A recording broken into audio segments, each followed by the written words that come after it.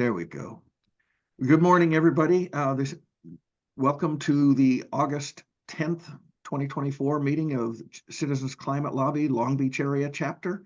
I'm our group leader, Pete Marsh, and we've started introductions already, but we'll finish our introductions and get on with the meeting. Amir, please, then Cheryl, and then how about Andy? You can go after that as our guest speaker. Hi, good morning. I'm Amir, and I guess top of mind, I have started canvassing because like many of you, I feel like the Democrats are the clear choice to, especially at the House level. And there's a lot of local races that we can, if we flip those seats, then we can take the House back. And I know this group's not political, but just I was in town. I was in Bakersfield last weekend.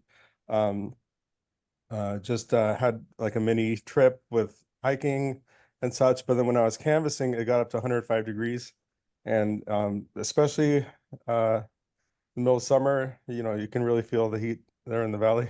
So it's something that we see all the data that shows that, and the actual events that I know Andrew is going to be on the front lines with all the natural disasters that are becoming more common. But I am enthused about the prospect of the right leaders helping us guide us through the crisis. Thanks. Morning, Cheryl. Morning. I'm Cheryl Chapman. I live in Long Beach. Recently retired and just joined a couple of months ago. I guess I just want to jump on the partisan bandwagon and just say this. I don't think it's partisan to recognize that we've got an existential moment. And of course, we need to support those who actually believe climate change is real, for crying out loud, right? How are we going to accomplish anything? So I've been very much distracted by that, but I've also gotten the opportunity to do some deep dives into a couple of bills that are in the California State Assembly right now, and I'm learning as I go, and it good and bad. But I will say, John was talking about the local. These are big bills, one about transmission lines across the state, and the other one about carbon removal, right? Carbon dioxide removal. But looking at those bills, I wish I were still teaching, because I'd be making my students do this kind of stuff. There's nothing like that. And then hearing people like John, we were talking about the evac chairs, right? These details hit home. It becomes reality, right? Climate change becomes real, and that seems to me to be the most important thing we can do, right? Is pursue those real changes that we can make, right, locally and at the state level. Thanks, Cheryl. Good morning, Andy. Good morning. Is it my turn? Sure. Do you want me to just do a quick intro first, Pete? Or yeah, quick intro here, and okay. And then we'll get into your presentation afterwards. Okay, great. Well, it's an honor to be with you all today. I really respect and admire all the work that you're doing around climate justice, and I've known Pete for, I guess, a couple of years now, and he and I connect quite a bit on these issues. And as Pete knows, I'm very passionate about affordable housing and homelessness, and that's what I was hoping to share a little bit with you today. It's not work that I do for a career. I'm actually transitioning between I don't know if I'm going into my second act, or hopefully not my third act, but at least my second act right now. I was sharing with Pete the other day, I've been in the same career for 31 years in the construction industry, and I just accepted a position at Cal State Long Beach to be a financial manager of some of the non-academic related functions on campus, like the ASI student government and the beach shops and the Child Development Center and a number of other institutions on campus. And I'll be working with a team of leaders over there that oversee all those operations and get to work with a lot of student leaders and everything over there. So I'm really excited about transitioning to that. But for many years, I've also been in my free time and my passion work involved in the work of housing and homelessness and those types of issues. So it's great to be with you this morning. Thanks, Andy. How about next Stephanie, then Kristen, then Grace, please. Okay, so yeah, I'm Stephanie. I am sorry guys. I'm in Seal Beach. I am technically member of another chapter too, but historically I'm with this one and I like it, so I stay. I'm also with in the leadership team of CCL California. And yes, I think Pete got us. We are asking everybody who has a little more time to support 2 bills that just got, well, one got out of appropriations, the other one is hopefully getting out on August 15. It's SB 308 and SB 100 something, 8, I think. And we would like support if you could do that. And I bet Pete will talk about it in a little bit. Pete and Cheryl and Bill, I think. So we've got a nexus around that. Thank you, Stephanie. Sure. Good morning, Kristen.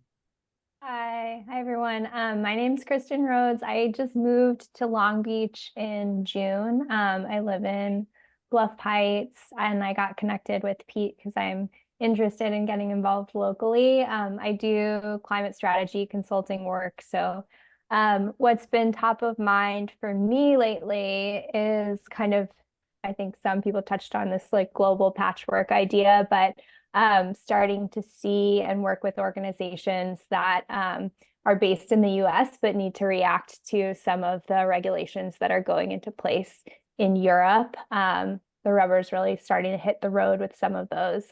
So I think it's like interesting to see organizations reacting and preparing there, even if some of like the national regulations in the US are getting held up in court, like there's still action that needs to take place. But I think for me, kind of the local Long Beach action is something where I have a blind spot because I'm new to the area and I don't know all the issues here. So I'm really excited to get more involved and learn about all the work you're doing. Pete brought me up to speed on the work that was done for the city council meeting this past week. But yeah, just really excited to keep learning and getting involved locally. Thanks very much. Okay, Grace, and then Andrew, finish us out. Okay, I'm Grace Lawrenson. I'm from Long Beach, and I've been really busy doing family things, and we were actually in Greece, and we were able to go to the Acropolis, but just before we were there and just after we were there, they had to close it because there was over 110 degrees and they didn't want people to pass out on the way up, so they closed the Acropolis.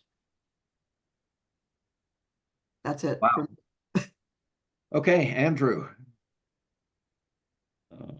Hey guys, I'm Andrew. I've been living in Long Beach the last few years, but now I just got a job with FEMA where I'll deploy to natural disasters, which are sure to be exacerbated by climate change. And so I'll be abroad, but hopefully still contributing to the Long Beach chapter.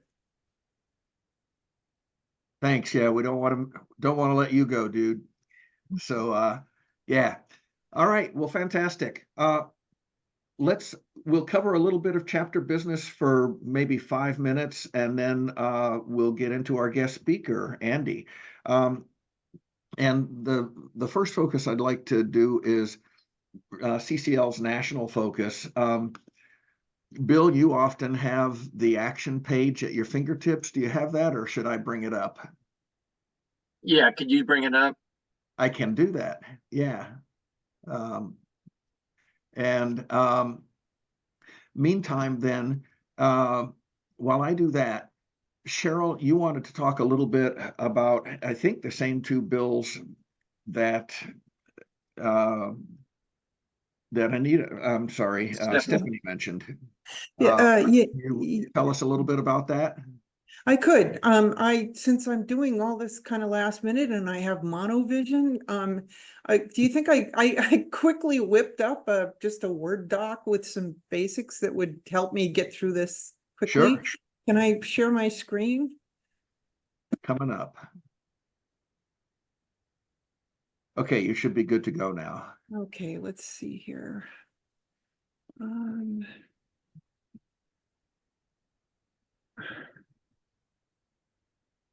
Okay, can everybody see this? Yep. Yep. Good. Okay.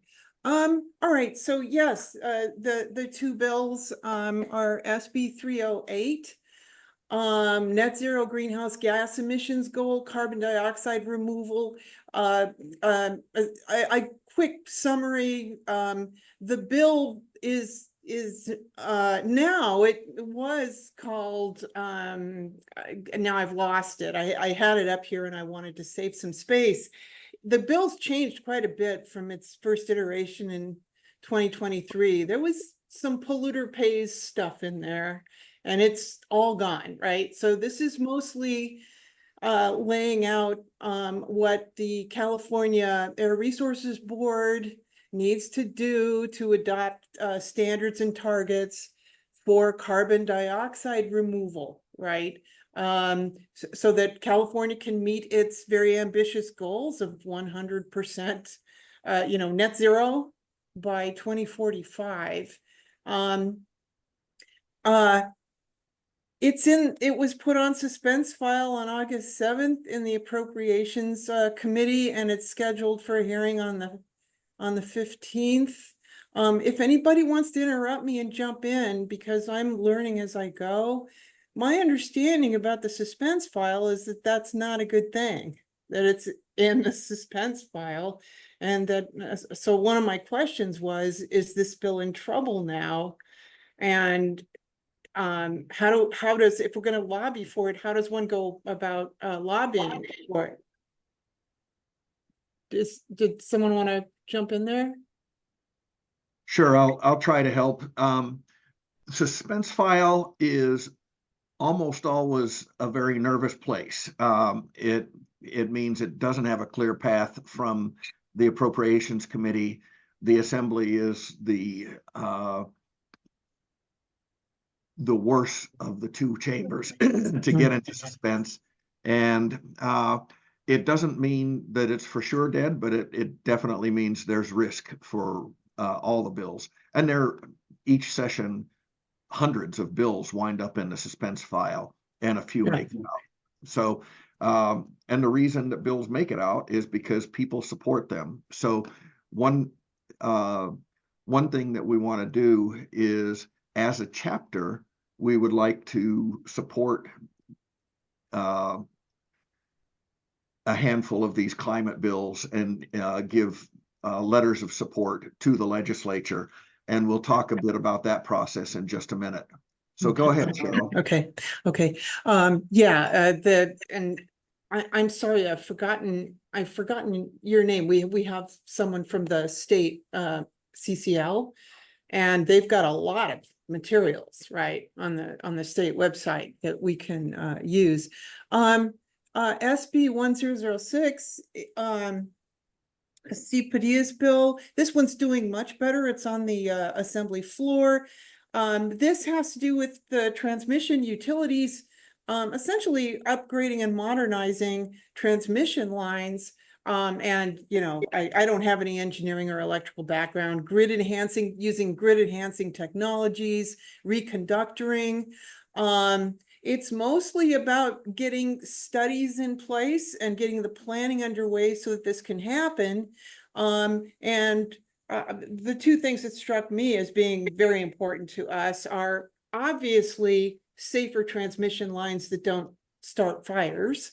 But the other is the ability to get green energy sped up, right? So that these lines should be able to support green energy. This one passed appropriations. It was read on the assembly floor on the 8th, and it's seeing a third reading on the 12th. That's Monday, I think.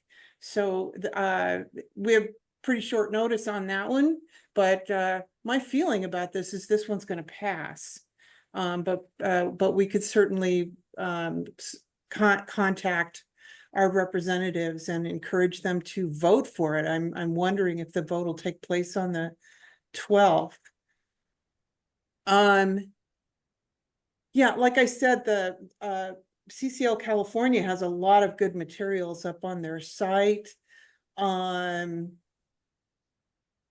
And then the only other thing under questions, I'm assuming that we want to write, if we're writing, we want to write to the chair of the Appropriations Committee about SB 308 since it's in the suspense file. That's correct. Yeah. Okay. Let me stop sharing. So Okay. Wait. oh, sorry. In my understanding, there was a clear direction to not bug any members of the appropriations about the bill. Oh, Pete, can you confirm? I mean,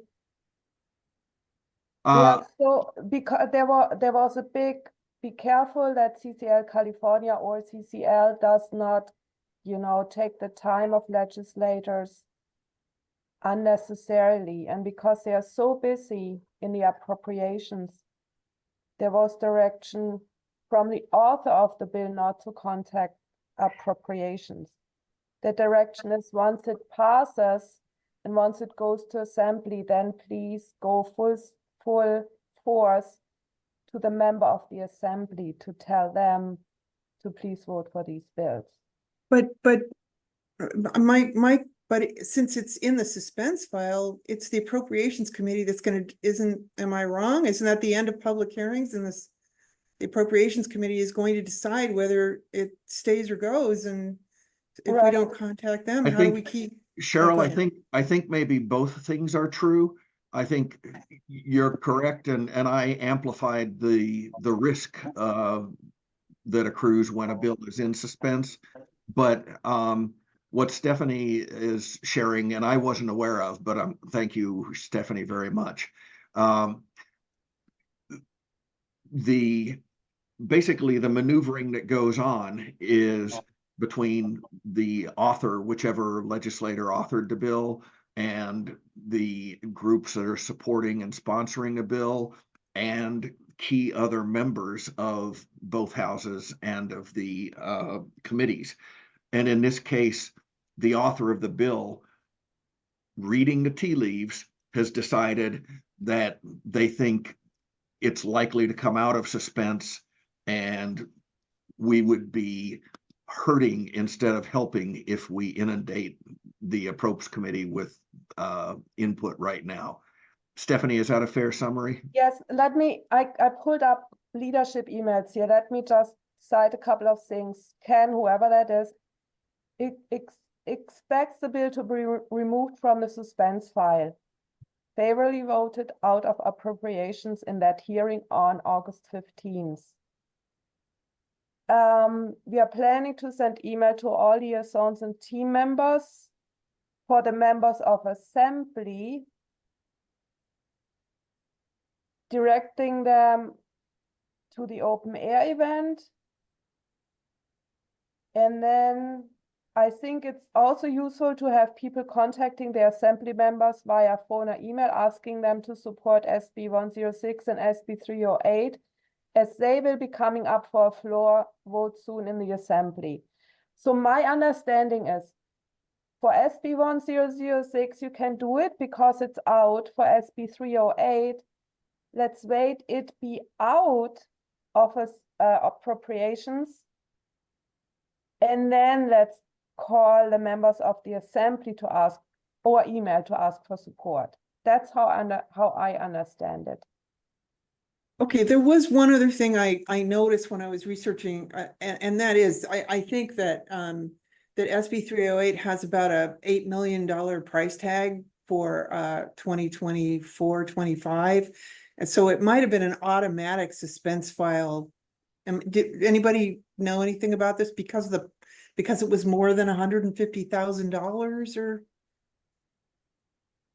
Am I okay? This is me just going to school trying to figure out how this stuff Yeah. works. Let's do this. I think Stephanie just gave us the best succinct summary. And what I'd like to do is bring that to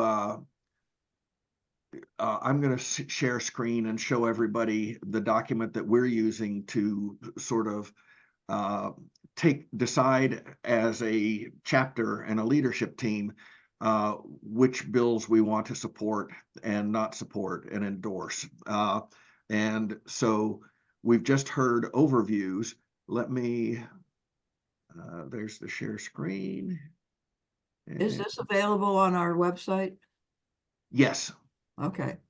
And I will drop a link into the chat right now. So you should see a Google Doc here, bills and policies that we support or oppose. And Grace, yes, it is in our website, and I'll drop that link into the chat right now.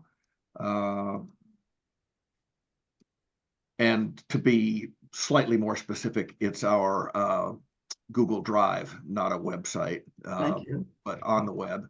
And so I'll just give a quick overview of this document first, and then we'll zoom in. The two rows highlighted in green here are the two bills that we've just been discussing in the California State Legislature. And those are recommended that we, as the CCL Long Beach Area chapter, support those. But we'll decide either on this call or by putting our votes into this document. And so there's some others down here that many of these have already failed in this legislative session, so we won't spend any time on them. But scrolling a little further down, here are some notes and details. This resources section is links to the half a dozen other climate and environmental groups around the state that this state and local policy team and I have developed some respect for. So Climate Action California, California Enviro Voters, Climate Reality Project are several good groups. And we're basically reading a lot of the analysis that they have done and using that to help inform our position so that we're not starting from scratch. Then also, we've been, for 15 years, CCL has been focused on federal legislation, and this is a bill sponsored by our own Congressman Robert Garcia, the Green Transportation Infrastructure, or Green Transportation New Deal, sometimes nicknamed. And Garcia is co-sponsoring this with Senator Elizabeth Warren, so that's a big deal. Bill and I emailed around a request for people to weigh in on this 2 months ago, and only Bill and I responded. So I'm going to ask everybody, when we see this kind of email, please click the link and come in and take a look and say whether or not you agree with that we should support a bill or endorse it. So moving back up, here's I'll zoom in now a little bit. So for the two bills that are in the California legislature right now, this gives a little detail on how we're going to do it. So the bill number and title and author are right here in the first column, and then some information about it. First, this one is one of CCL California's top 3 priorities. So that should make it kind of automatic for us, but we still will absolutely decide as a chapter whether we agree with the state organization. And then there's the bill text on the official legislature slide, the analyses by committee staff, the votes, fact sheets, and then other information that we have about it. Then this set of columns in the middle will be whether these other groups that we trust and respect support or oppose a certain bill. And you can see I've indicated in this case, the Climate Center is neutral, but on other bills that have now failed in the legislature, they supported. And so far, these other groups had not taken a position on our bills. And then if there are articles in the news, then we'll put those here. So there's no link in this column, in this cell. So there are no articles yet that I'm aware of. But down here, you can see that we've got an article in the Marin Independent Journal by a CCLer named Jonathan Marshall. And for the next one, the divestment bill by Lena Gonzalez, we've got 3 different articles and editorials in the LA Times. We've got Sacramento Bee. So these are links to third-party articles about or analyses of these bills. So that's the overview. And then there's a separate document where we'll have essentially a place for our membership to vote. But with that said, do folks support the SB 308 and SB 1006? Pete, can I? Yeah. I did want to say that the policy team hasn't had time to update that document. Okay. But the Climate Center, they're not really neutral on the bill. They would support if amended.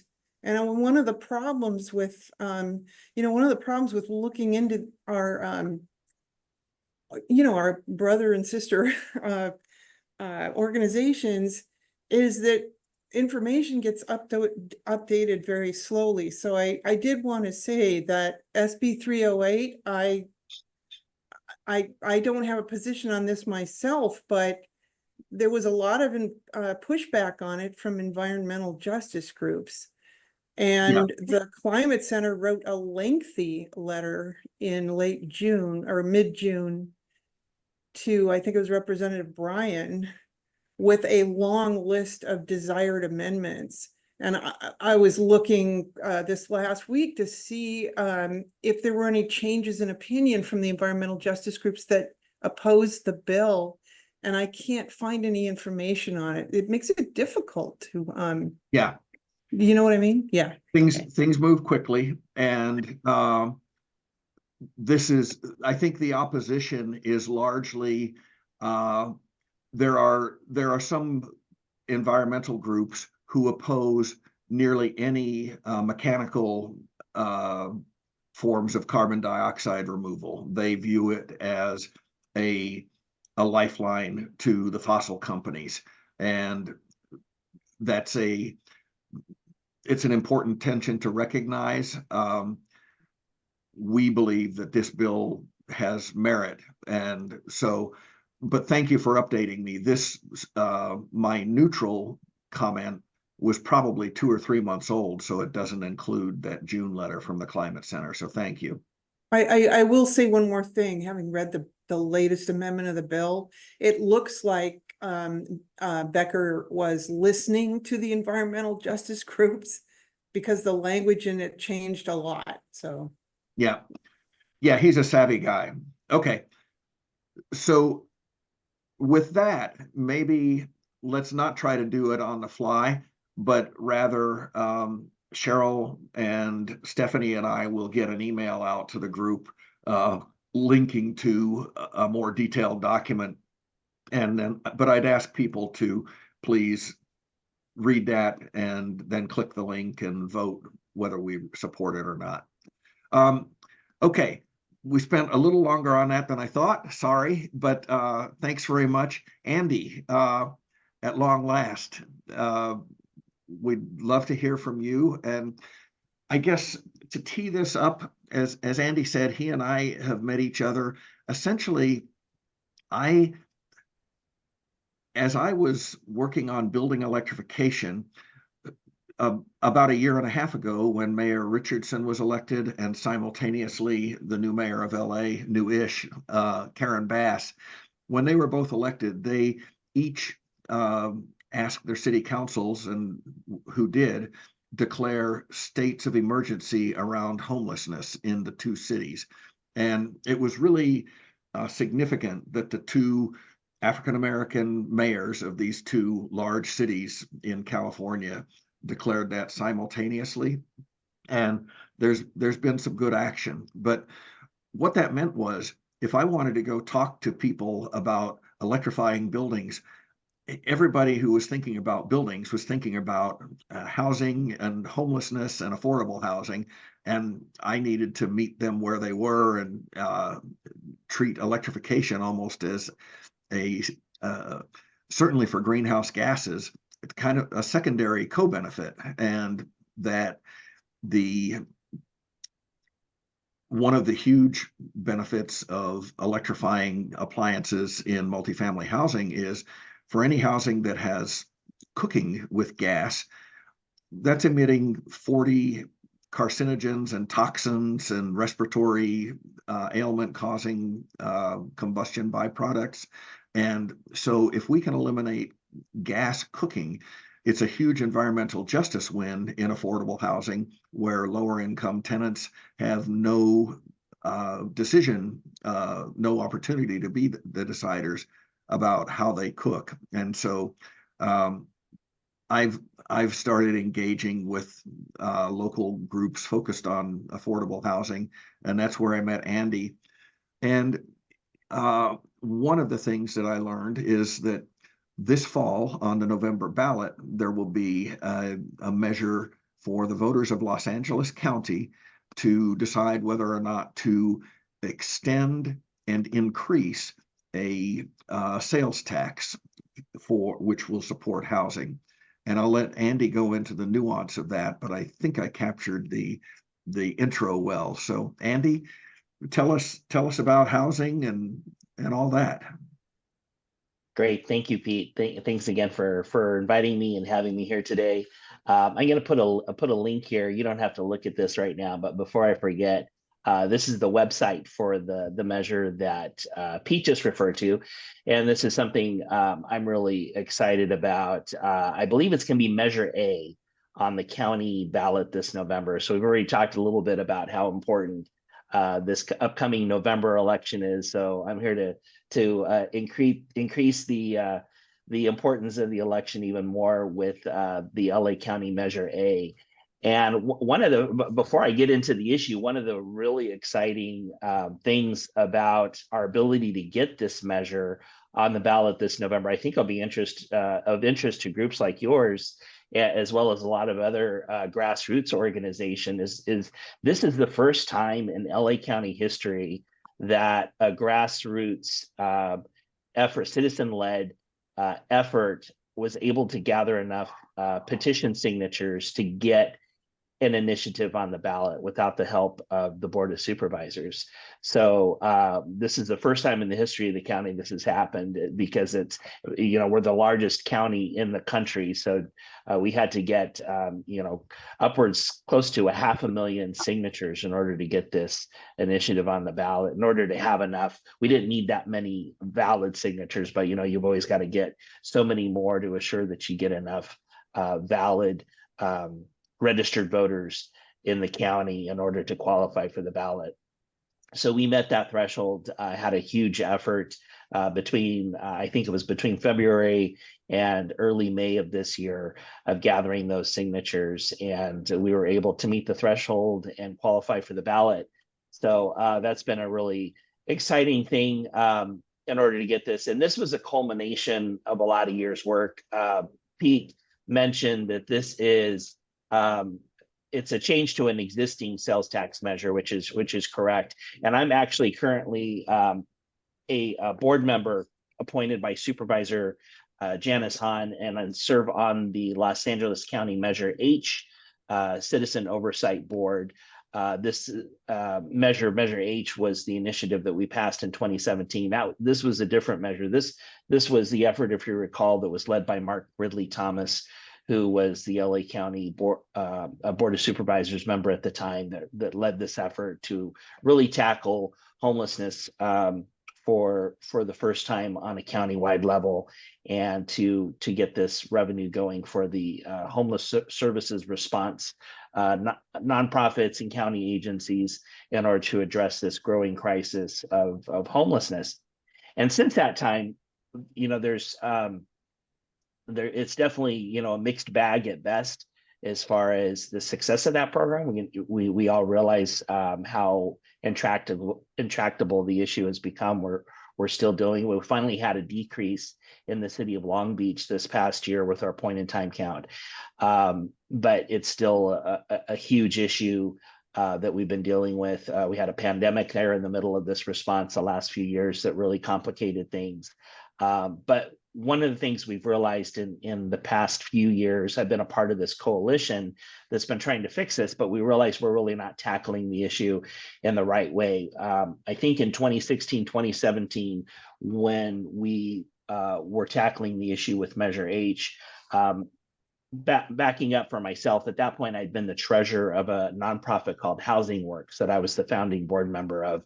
I'd been the treasurer of that organization for about 15 years. And my passion at that time was trying to get the support that caseworkers needed in order to connect with people experiencing chronic homelessness, to provide them with the services that they need in order to get them housed, and then to keep them housed so they don't fall back into homelessness. And my nonprofit was one of the most successful nonprofits in the county doing that work. And so I think at that time, we thought that if we were just able to scale up the teams that we were building in Housing Works and to fund that work, because there was no dedicated government funding to doing that work, that we could solve homelessness that way. What happened kind of simultaneously, unfortunately, was this growing housing crisis that was really starting to have a huge impact on the region. We're now in a situation where we have a structural deficit of over 500,000 affordable housing units in the county of Los Angeles. And so that's the situation that was starting to grow and really kind of snowball at the same time we were trying to do this work. So over the past several years, since 2017, we've actually been able to rehouse over 108,000 people. But you wouldn't realize that because we've created this situation because of the structural deficit around affordable housing and the availability of housing in general, even for, we talk about the missing middle. We're not even creating enough housing for working class folks, that we've created this musical chairs effect of, constantly trying to get people off the street into housing while people on the back end are continuing to fall into homelessness, because so many hundreds of thousands of Angelenos are living, paycheck to paycheck to afford rent and spending upwards of 60, 70, 80% of their income just to keep a roof over their heads. So we started to realize that this more complicated issue. And so I've been a part of this coalition for several years now that started to take a look at that. And it's made up of a lot of the nonprofits in the county, people doing the work on the ground. And we started to look at this issue, and we started to more and more realize that until we were able to simultaneously do the work of homeless services while we're also tackling the housing crisis, that we weren't going to be able to solve this problem. So several years ago, we started brainstorming and came up with an idea in realizing that there really is very little government accountability around assuring that there's enough housing and making sure there's enough affordable housing specifically in a community. That there's lots of, not that we don't have any local government representation, but nobody ultimately has, it's so easy for people to point the fingers at other people when it comes to who's ultimately responsible for assuring that there's enough affordable housing for a community. And so we first decided to tackle that problem. So we got involved in, we worked with, she's in Congress now, but Cindy Kamlager Dove, who was in the state legislature at the time, we partnered with her and we created a bill that would create a brand new agency in Los Angeles County. And it took us a couple years. We failed the first year and got put. You talked about the suspense folder. We definitely had nightmares of being put in suspense folders and those types of things. And so we failed to pass our first year, but we were successful in becoming a 2-year bill. And then at the end of the second year, we were able to get SB 679 passed and signed by the governor a couple years ago, and almost exactly 2 years ago. And that created this brand new agency called the Los Angeles County Affordable Housing Solutions Agency. And if you look at the acronym of that name, it comes up with the acronym La Casa, which is kind of perfect for what we hope to accomplish. We need more casas in Los Angeles County. So we created this new agency, and it has a number of goals. One of them, the creation of new affordable housing, but also the preservation of affordable housing in the county, because there's a lot of housing that is covenanted to be affordable housing for so many years, but then those covenants expire. And so we have a lot of housing stock in the county that once they end that covenant, go back to market-based housing. So we're trying to acquire some of those housing units with this new agency to preserve them in perpetuity to be affordable housing, in addition to creating affordable housing. So we have this new agency, and it has a board that's made up of the Board of Supervisors and city leaders all over the county, all 88 cities in the county. Not all 88 cities have board representation, but the regions, different regions of the county have different board representation on La Casa. And we actually just had our mayor here in Long Beach, Mayor Rex Richardson, is now the board chair of La Casa. He was just sworn in as the chair just a couple of weeks ago. So for this next year, he's going to be the chair. So this new organization is starting to build its infrastructure. We were able to get some grants with a little bit of funding to do that. But that's the big problem that we have now, is we now have to fund that work. It's extremely expensive to build housing of any kind, but it's especially expensive to build affordable housing that we need money now to do that work.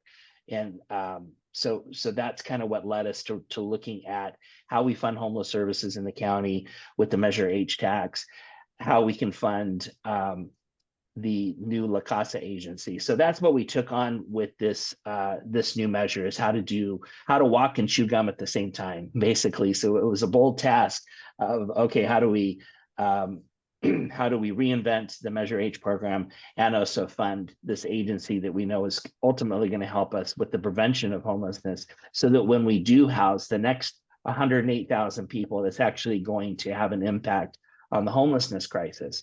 And so we designed, took us about a year to actually come up with the best way to do this and what would work. And that's what led to the creation of this measure that is called, I always forget the name of the measure, but it's the Affordable Housing Homelessness Solutions and Prevention Now measure. And so that's the actual name of the Measure H that's going to be, or the Measure A that's going to be on the ballot in November. So that's kind of what led us to doing that. And so some of the funds are going to continue to fund homeless services, but also kind of learn from the lessons of the past 7 years or so to how to make those programs better. And then it's also taking a big portion of the funds and going to this new agency, La Casa, which is going to actually help communities throughout the region create, develop, and preserve affordable housing, and also provide some tenant rights to folks that are at risk of falling into homelessness. So we're trying to tackle all angles of the problem so that we can actually achieve some success or more success in the future, and to be able to, instead of have small decreases in homelessness like we did in Long Beach, hopefully have really big decreases in homelessness, not just in Long Beach, but throughout the county. So that's a little bit about what we have on the ballot in November, what I've been working on for several years now. So that's about all I had to share today, unless there's any questions for me.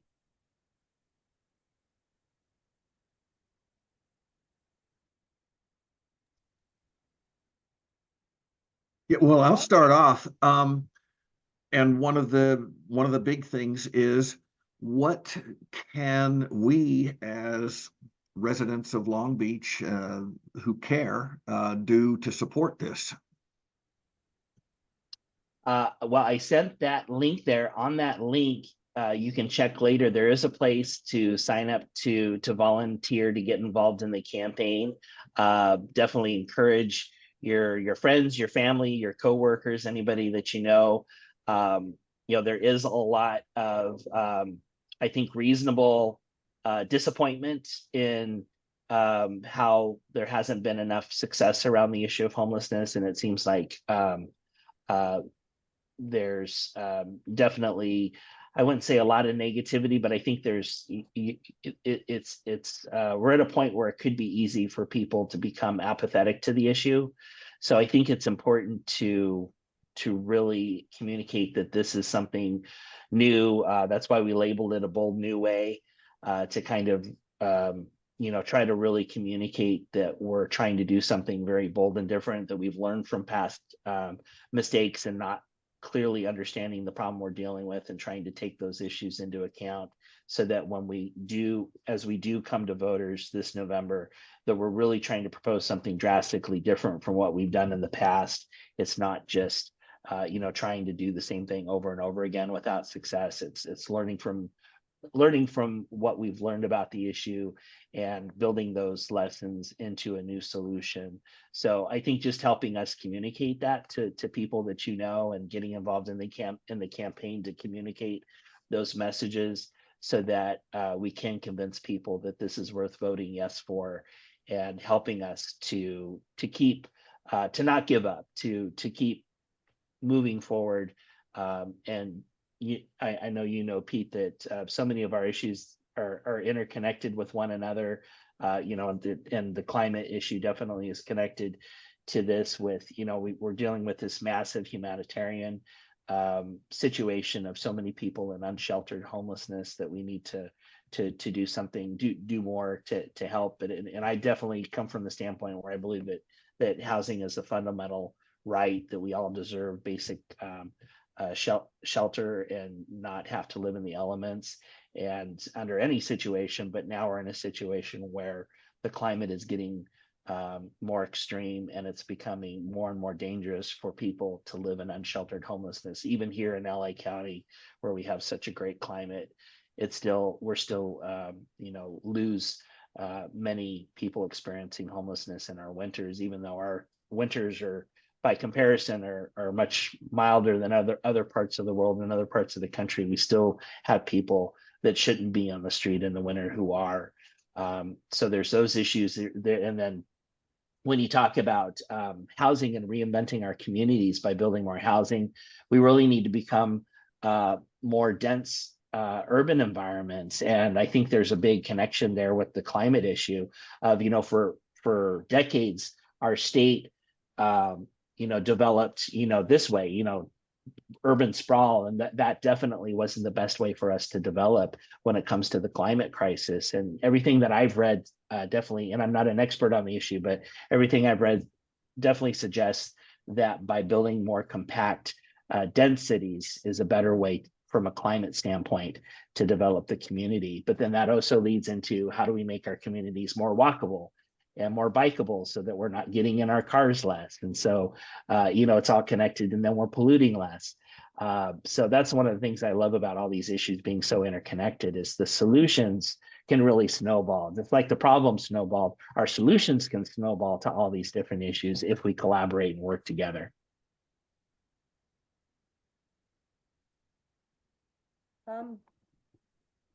I have a question. So my computer shut down, so for a couple of minutes, maybe I missed something, but CCL, I love about CCL that it's a market-based approach. And I'm, by the way, an architect, so working in Long Beach. So I know a little bit about housing. Is this a market-based approach? Because every time we talk to the city and planners, I feel like we just fight market forces. And I feel like when people talk about it, they talk about it politically correct, that they care about housing. and the homelessness. But I think underneath, if you go on a much bigger level of what's happening globally, aren't we just in denial that LA is a destination where the people of the world want to live? And something in high demand is expensive. And this idea, you know, to have like the multi-million-dollar penthouses in fancy skyscrapers next to another skyscraper for affordable housing, I don't know, it's just, there's something in me who says we probably just need to let go of this, as brutal and as hard as I sound now, because we kind of taking the money of the people who live, and these are my clients, you know, who take their life savings and have a little house for the 2 kids somewhere in Long Beach. And now we support this other massive, dense skyscrapers where we all support now that some other class of people may live for very low rent. And sorry to say this out loud, but we are bipartisan, right? I'm taking now the right Yeah. perspective. I would like to challenge you on that. Oh yeah, no, and I think these are all definitely bipartisan issues. No, I definitely hear what you're saying, but I think there's 2 different extremes there. I mean, you're definitely talking, what you described definitely reminds me of like downtown San Francisco or midtown Manhattan with all the skyscrapers and everything. But the problem is where we've been historically as a state and as a region is we're on the way other extreme, and we've kind of locked in these market forces to and this gets into really complicated things like land use regulations and things like that. But you know, here in the state, I want to say, I just read recently, I think like 93% of our developable land in California is designated for single family only. So that really, I think, historically has been our biggest problem. Is we do have some multifamily housing, but it's such a small percentage of the land that we set aside as a community that we've created this problem of either your choice. We've created very little choices for people when it comes to housing. Either you have that single family home, or there's a very limited stock of multifamily housing, or that's it.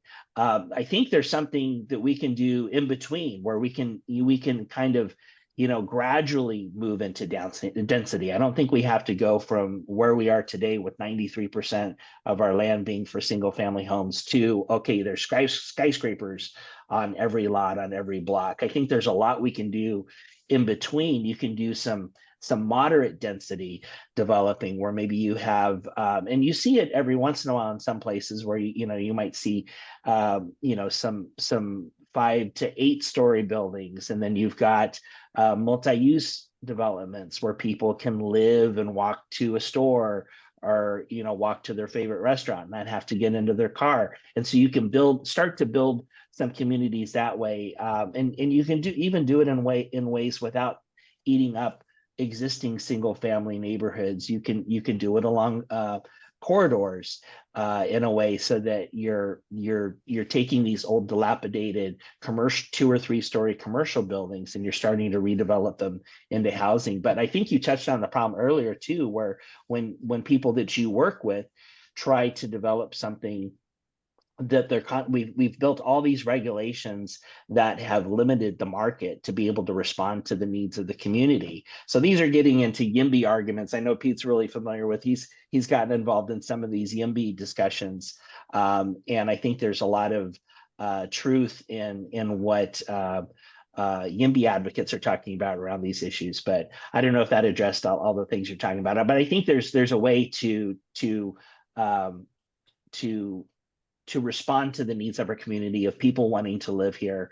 I have young adult children, so I'd love for my young adult children to have opportunities to stay here in Southern California, and they're limited in their possibilities because we just haven't done enough planning for the next generation, yet alone people wanting to come to live here. So I don't know if that addresses all of it, but I could talk about all those I'm so issues for sorry to be hours. the downer, but I did multifamily for about 5 years with WHA, was working for Lennar, Caltech, like all the big home developers, and we did a lot of multifamily, and I just don't think, I didn't see them to be cheap or affordable at all, you know?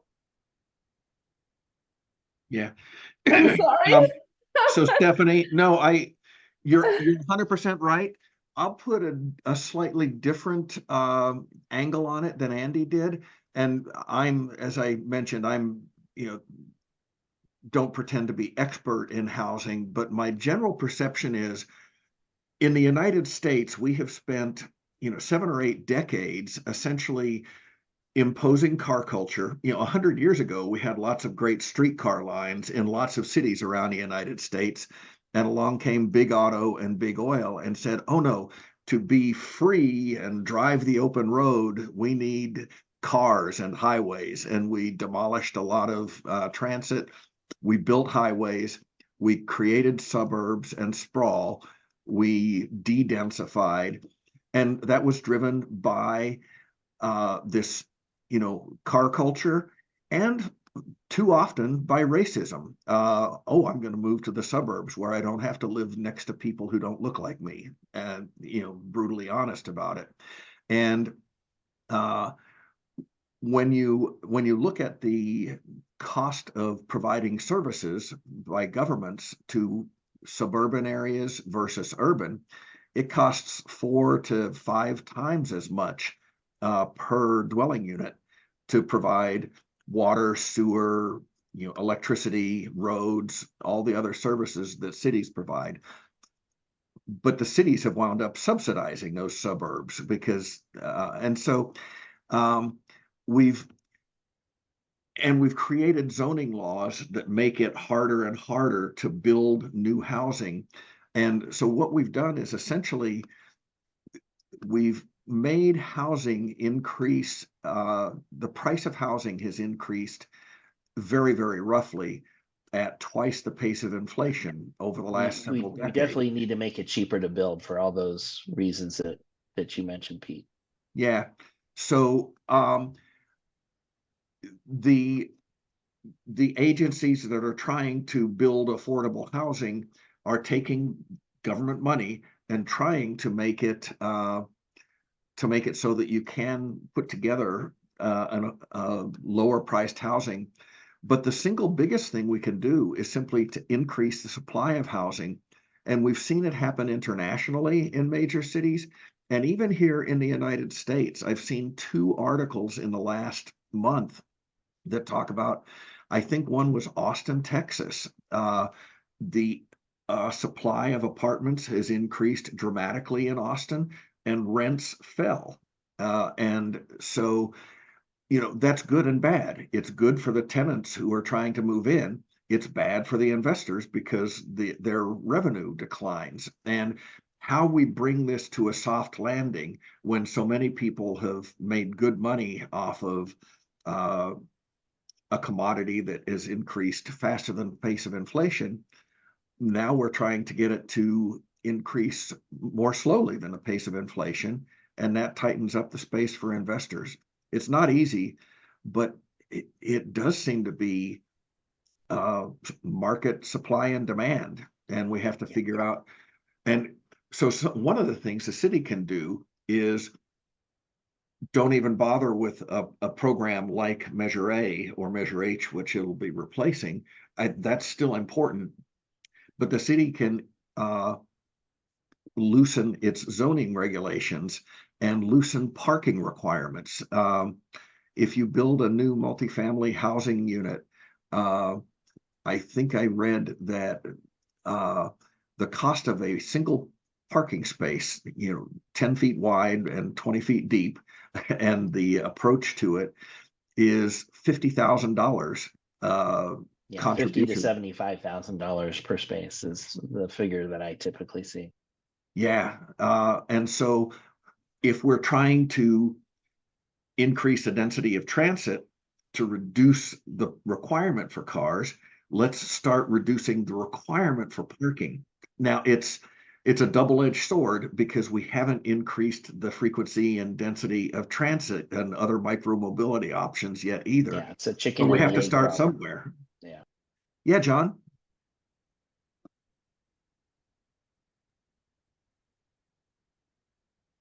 You're muted, John.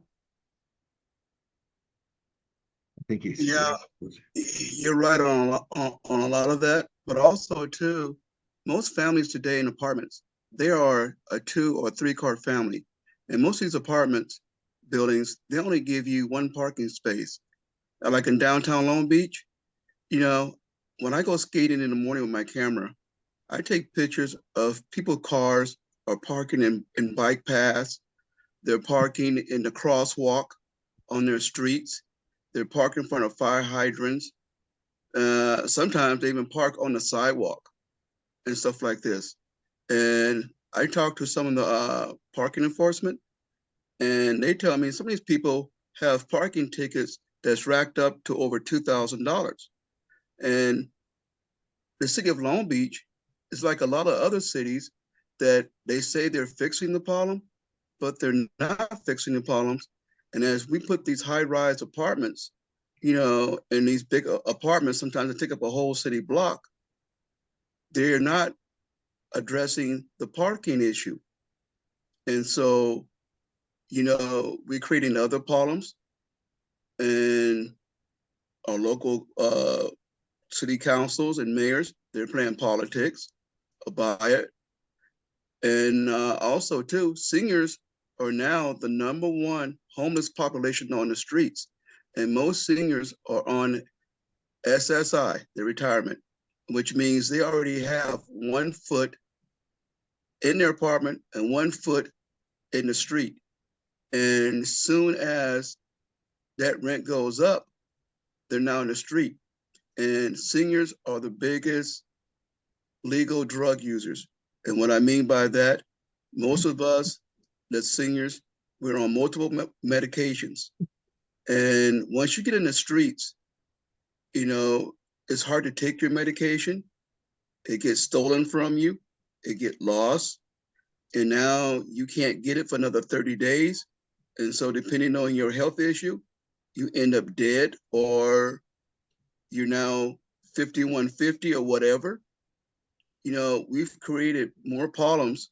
And then we're looking at a lot of people now in the news, they're losing their jobs, and they're high paying jobs due to AI and robotics. Okay, so now we have something else coming in. And then a lot of these cities, when you look at them, they're built in floodplains. And so are we looking at those numbers? Each time a city gets flooded and homes get destroyed from floods and natural disasters, are we adding that to the list of apartments and homes that we need? I mean, we have not even replaced homes from Hurricane Mike, Katrina, and others. And look at this year already. Between the West Coast, the fires, we've lost homes. And then on the East Coast and other areas, the floods and stuff, we're not even adding those to the numbers. And Hey, there's John. other things. John, Yeah. I appreciate it, and you're listing a lot of great issues, but we're sort of at our time for the meeting, and there's a couple other people, so thank you for that. But if I may, I'd like to pass the baton. And I just put a couple of links there on just specifically on the parking issue. John had some really good points there on we have created this unsustainable thing. It's I think it's similar to like the freeways. Like we can build lots and lots and lots of freeways and then with every lane that you build, you just create more traffic. So I think it's similar to that, but I put some interesting things to look at on that. Thank you. Go ahead, Amir. Yeah, along the lines of what everyone's talking about. Pete, as you recall, a few months ago, there was that meeting about the proposed Wardlow Road project, 1131 Wardlow Road in Cal Heights. That was spicy. And it was very, you know, I had to leave early because I had another engagement, but I know you were there, a few other members, CCL members were there. And I was there. there was a lot of like negative energy. It seemed like people were going to blows. And I don't know if it was a lot of the things, you know, there are a lot of people that traditionally been NIMBYs, and then now you have the YIMBYs, but a lot of the things that John was touching on, which is the fact that the zoning laws make it very difficult to repurpose something to create, originally the design, I believe, was for a 7-story structure, and then they downscaled it to, I don't know, 3-story or 4-story, and with 100 units. I And think it's it's just gonna be about amazing. 75 units, I think is what the final is No, gonna it's be on 70 that. and it's just amazing how much energy, and I was surprised. I was like, I don't see you all at the city council meeting, you know, when I went 2 weeks ago, but the fact that we're so that people are willing to show up when there is a big project like this that kind of challenges the norms of what's in the particular neighborhood, shows the sort of challenge that we're dealing with. And that was one of the points that someone brought up at the meeting, was the fact that there's not enough housing for, you know, 100 tenants or 75 tenants. And it goes back to the idea that we just we have a car culture. And I have a lot of thoughts too, but when I lived in New York for about 1.5 years in my youth, it's a different mentality where you have such great subways, and also even the bus system is really good, Long Island Railroad, Metro North. And so you have a whole system that was sort of built around transit, and it's stay that way. And it just eliminates the need for autos, and creates a system where it's very consolidated, and also makes it easy for people to move around. Yeah, thanks, Amir. Completely agree. Yeah, that Wardlow Road meeting, your negative energy is a polite word for it. Yes, thank you. And then you think of what's been sitting there, this dilapidated warehouse building has been sitting there for, I think it's been unoccupied for 10 years. And it's just this eyesore of a building that's sitting in their community now, and that they would, Yeah, that many people would show up to protect that unoccupied, dilapidated building. one of the most common comments was, we're trying to protect the character of our neighborhood, which is just a rundown, abandoned building. So that's just so clearly code words for, I don't want people who don't look like me moving in. Anyway, go ahead, Bill. Oh, I was just gonna say, our Congressman Garcia, one of his first bills that he sponsored was a people before parking bill, which the goal is to increase housing density, increase transportation opportunities, all the things that we're talking about. So My if son you, actually worked on that bill. My son is a staffer for Congressman Garcia. we know that. I Yeah, he got to did a meet lot with of good him work on that. in person in June in his office, actually in Robert's office. We took a picture out in the lobby with the poster of Superman that he has in the office there. Yeah, so that's a really good bill. And yeah, it's, interacting with your local, state, and federal officials is so important. So anytime you see an action for reaching out, whether it be a call, an email, please try to do it.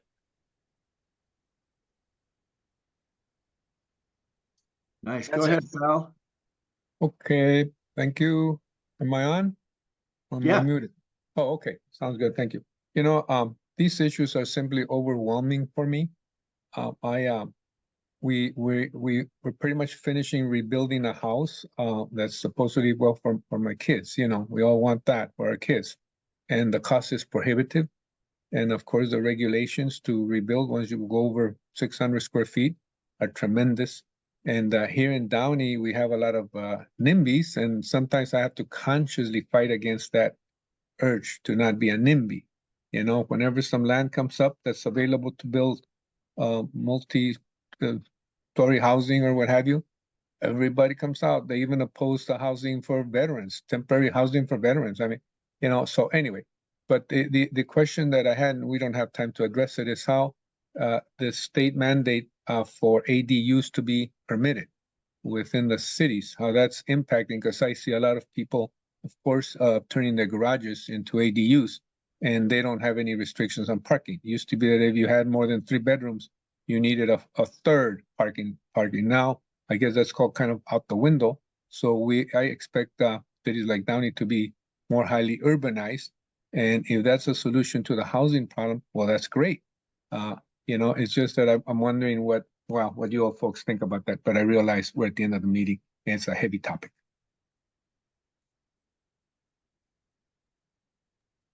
Indeed. Yeah, I think all we can do is, think with compassion and follow the golden rule. What would I feel like in so many of these issues, and show up locally. This has been a nice conversation leading to ways that we can engage locally, whether it's going to city council meetings or these public meetings like Amir described.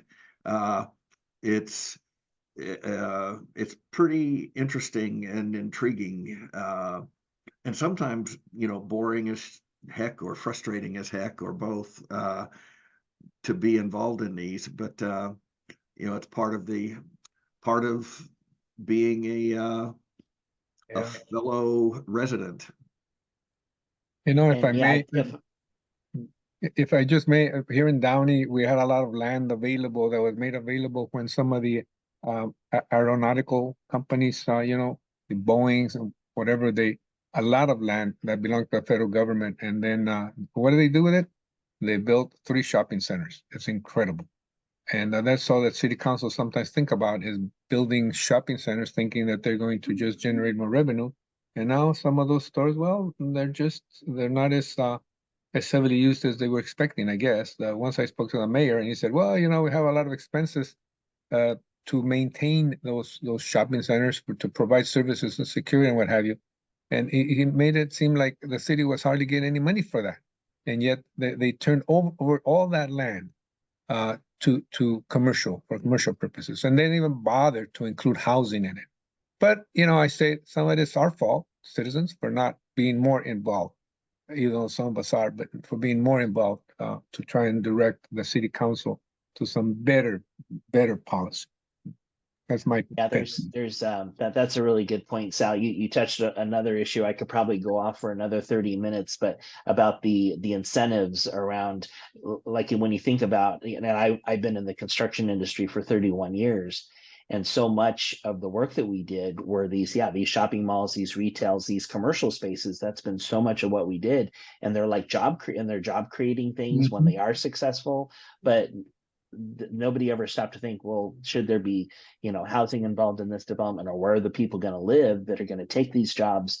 And but part of that is so many of the financial incentives around how you fund local government. It's this big game between who can build the new shiny retail development, because so much of local government is funded through the sales tax revenue, and there's when you compare it to, okay, if you built housing instead, or multifamily housing, what local government gets from that development is much lower than what they would get if there's a successful retail enterprise there. So the incentives have been backwards in how we develop our communities. And to boot, they left no open space. We have some rinky-dink parks at, under the power lines or next to the freeways, I have to go whenever I want to go for a walk. I have to go to Long Beach, to the nature center over there down the 605, because there's really nothing around here. And so anyway, a little frustration there. Yeah. Thanks for listening. Well, fantastic. Thanks, everybody. That turned into a really vibrant discussion, and no clear solution, but just get engaged, and it's a worthwhile issue to focus on. Andy, thank you so much for coming out and joining us today. I really appreciate it. You're welcome. Thank you. And I encourage everybody to look into boldnewway.com and support us. And we have to, at least take care of the people that have the least in our community, the people that are struggling the most. And this isn't a solution to all the things we got into today, but it's at least a way to address the humanitarian problem, hopefully in a more successful way. Yeah. Fantastic. All right. Well, the national call for CCL is coming up in 3 minutes, and towards the end of that call, I will be chiming in a little bit with Flannery about Electrification Month, which is our action this month, getting out and having conversations with people about converting the fossil machines in our buildings and lives from gas to electric, and driving down on-site greenhouse gases, and then all the other collateral damages that they cause. So, and the guest speaker there is Amy Whitteman, the Vice President of Investment for Rewiring America. We've got a great partnership with Rewiring, and she is leading their sales pitches basically to investors to invest in electrification of buildings as a climate solution. So should be a great talk. Anyway, take care. Next month, we will have Surfrider Foundation here with us, and we'll try to get out and meet in person. And who knows, we might even try to have an in-person social between now and then. So that would be radical. All right. Thanks, everyone. Thanks, Take everyone. care. Nice care. seeing everybody.